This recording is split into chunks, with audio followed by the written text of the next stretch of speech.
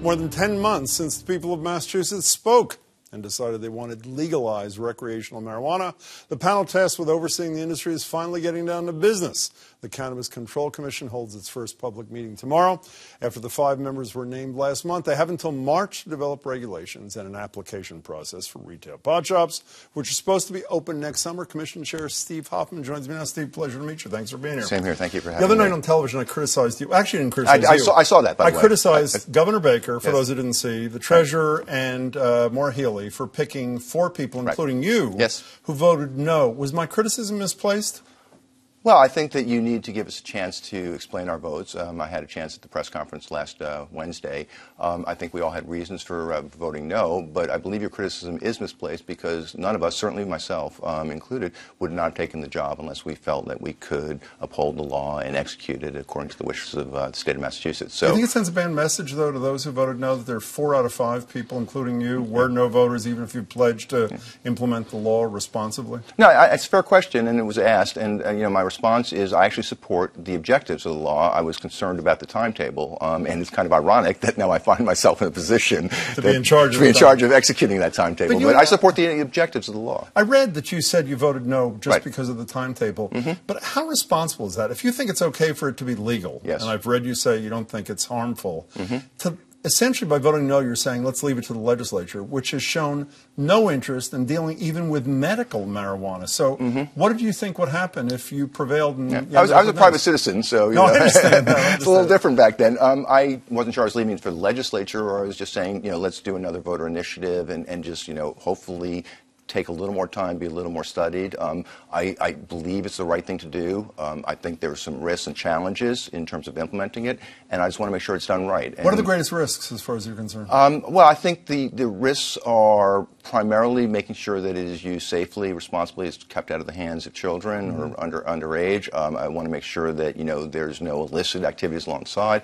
I just think that the technology requirements in terms of tracking from seed to sale are in place, and that's a complicated technological development project. So I just think there's some things that are going to take time, and we're going to do them, but there's a challenge in terms of the timeline. Other than a lot of people think you don't have enough money, and I know they're waiting for your recommendation. We can talk about that. Not you personally. I mean, I don't have enough money either. What can't you do? Other than appropriate money, I know you can make a recommendation to the legislature, and they've already said we want to hear from what the commission. What can't you do vis-a-vis marijuana legalization implementation? How broad is your jurisdiction? I'm not sure that I understand the question. Can you help me a little bit? Is there anything you can't do? Could you decide, for example, edibles? Well, edibles are part of the challenge. We don't want them. One of the policy challenges or policy objectives that we have and that we will deal with is edibles. We haven't begun, as you just mentioned in your introduction, we haven't met as a commission yet. We're doing so for the first day tomorrow. What we've done is we've taken the legislation, parsed it, and put together about 30 work streams, edibles being one of them. And what we said is we're going to develop work plans against each one of them so that, A, we can go back to the legislature and say, here's what we need to do to get them done. But one of the commissioners is going to be responsible for each of those 30 work streams, and we'll do edibles, and we'll do it the same way we're going to do the other kind of policy and licensing requirements. You already did this, and you haven't had a meeting? Well, the open meeting law is going to be a challenge. So I haven't. Well, that was my next question. How did you do this without having a meeting? You can. 2 of us can meet. Oh, and so 3 of us in twos in little pairs? I've actually spent a lot of time individually. I want to underscore the word individually with each of the commissioners. And I've also gotten a lot of help from the Treasurer's office. For the 10 months between when the initiative was passed and when the governor signed the legislation, the Treasurer's office was acting under the assumption this was going to be part of her operation. And that she would appoint everybody. Well, not appoint everybody, but she did a lot of work, and her staff did a lot of work. So we've been benefiting from that. One of the things that the law said pot shops January 1st. Now it moved to July 1st. I read a quote from you. This is you. Oh, it's really? Well, I didn't mean it. My understanding that it's an expectation, but not explicitly part of the law, that retail establishments open July 1. Is that wrong, isn't it? No, I think that's right. But the point is that's our deadline and that's our commitment. What's right about that?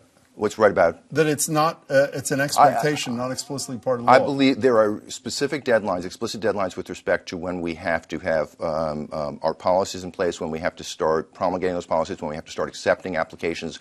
And I believe that we cannot accept applications before a certain time. I don't believe July 1st is explicitly part of the law, but it is explicitly part of our commitment. That we'll have pot shops open. That is our commitment. We will have stores open by July 1st of 2018. In your meetings with just one-on-one or with Yes. meeting with yourself, have you determined why Nevada voted the same day that we did, and they've already opened their retail pot shops, and we can't open them for a year? One of the things that we're going to do is obviously work with the other states and learn, both the states that are already implemented as well as states that are moving. Say, Nevada had some challenges. I'm sure you know that, when they opened their stores, there was an issue about lack of supply.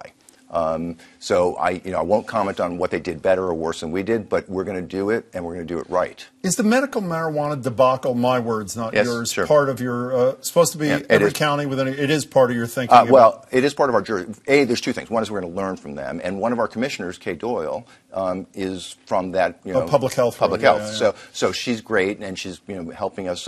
But also, as you know, in the law, we take over medical marijuana from the Department of Public Health by the end of 2018.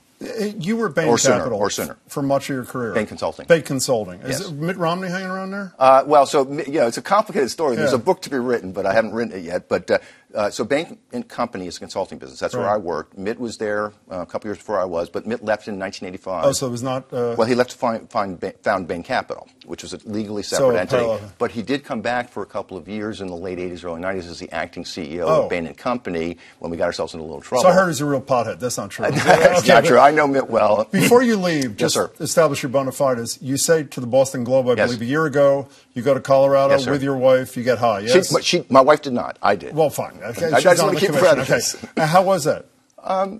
I said I watched the fireworks. It was fun.